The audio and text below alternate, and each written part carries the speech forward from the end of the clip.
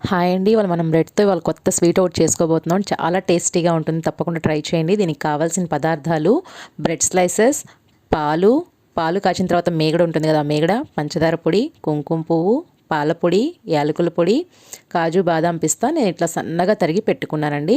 ఫస్ట్‌గా మనం ఒక బౌల్ తీసుకొని అందులో మనం కాచి చల్లారి పెట్టుకున్న పాలు ఒక కప్పు తీసుకున్నాను. అందులో ఒక 3 స్పూన్లు పంచదార వేసుకోండి. ఇక్కడ కావాలంటే తగ్గించుకోవచ్చు, పెంచుకోవచ్చు. స్వీట్‌ని బట్టి వేసుకోవచ్చు. 3 స్పూన్లు పంచదార పౌడర్ వేశాను నేను.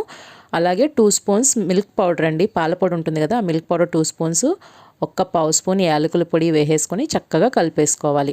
ఈ విధంగా కలిపేసుకొని మనం దీంట్లో ముందుగా కుంకుమ పువ్వు పక్కన పెట్టుకున్నాం కదా! అది నేను పాలల్లో చక్కగా కలిపేసి పక్కన పెట్టుకున్నానండి. అది కూడా వేసేసి చక్కగా కలిపేసి దీన్ని మనం పక్కన పెట్టేసుకోవాలి. ఇప్పుడు మనం మీగడ తీసి పక్కన పెట్టుకున్నాం కదా! పాలు కాచిన తర్వాత వచ్చిన మీగడండి అది అరకప్పు తీసుకున్నాను. అందులో ఒక 3 స్పూన్లు మిల్క్ పౌడర్ వేశాను. మిల్క్ పౌడర్ వేసేసి కొంచెం యాలకుల పొడి, అలాగే షుగర్ పౌడర్ ఒక 2 స్పూన్స్ కావాలంటే పెంచుకోవచ్చు. వేసేసి దీన్ని చక్కగా బాగా కలిపి ఒక థిక్ పేస్ట్ లాగా తయారు చేసుకోవాలి. మీకు ఇక్కడ కావాలి అనుకుంటే కనుక కొంచెం పల్చగా ఉంది పేస్ట్ అనుకుంటే కనుక పాల పొడి ఇంకొంచెం యాడ్ చేసుకోవచ్చండి. అప్పుడు ఇంకొంచెం చిక్కగా అవుతుంది. లేదు బాగా చిక్కగా అయిపోయింది అనుకుంటే ఒక్క స్పూన్ పాలు యాడ్ చేసుకోండి. కన్సిస్టెన్సీ కరెక్ట్గా వస్తుంది. చూసారు కదా! ఈ విధంగా బాగా కలుపుకొని ఒక పేస్ట్లా రెడీ చేసుకోవాలి. ఇప్పుడు మనం బ్రెడ్ని సైడ్స్ కట్ చేసేసి చక్కగా ఇట్లాగా దీన్ని మనం ట్రయాంగిల్ షేప్లో కట్ చేసుకోవచ్చు. నేను ఒక్క బ్రెడ్ స్లైస్లో 4 పీసెస్ కట్ చేస్తున్నాను. చూసారు కదా! ఈ విధంగా కట్ చేసి అన్నీ ఇదే విధంగా కట్ చేసి పక్కన పెట్టుకోవాలి.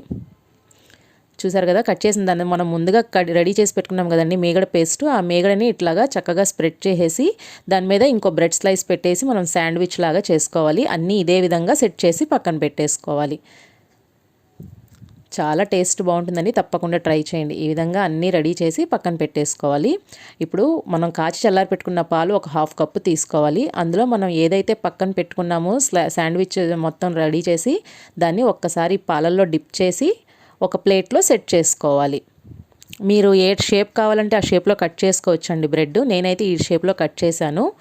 చూసారు కదా! ఈ విధంగా అన్నీ ఇట్లాగా ప్లేట్లో సెట్ చేసేసుకోవాలి. సెట్ చేసేసుకొని మనం ముందుగా ఏదైతే కలిపి పెట్టుకున్నామో చక్కగా మనం పాలు కలిపి పెట్టుకున్నాం కదా! కుంకుమ పువ్వు, మిల్క్ పౌడర్, పంచదార పొడి వేసి ఆ పాలని దీని మీద చక్కగా ఇట్లా చక్కగా స్ప్రెడ్ చేసేసేయండి. స్ప్రెడ్ చేసేసి దీన్ని మనం డ్రై ఫ్రూట్స్తో గార్నిష్ చేసుకోవచ్చు. ఇది ఫ్రిడ్జ్లో పెట్టుకొని తింటే చాలా బాగుంటుంది. చూసారు కదా! సన్నగా తరిగిన బాదాం, కాజు, పిస్తా మన దగ్గర ఏది ఉంటే అది ఆప్షనల్ అండి. నా దగ్గర ఈ 3 ఉన్నాయి కాబట్టి సన్నగా చాప్ చేసి పైన వేస్తున్నాను. ఇది మనం బయట కొంటే చాలా కాస్ట్ ఎక్కువ ఉంటుందండి. ఇంట్లోనే ఈజీగా చేసుకోవచ్చు. తప్పకుండా ట్రై చేయండి. నచ్చితే లైక్ చేయండి, షేర్ చేయండి, నా ఛానల్ని సబ్స్క్రైబ్ చేసుకోండి. చూసారు కదా! ఈ విధంగా మనం చక్కగా ప్లేట్లోకి సర్వ్ చేసుకొని కొంచెం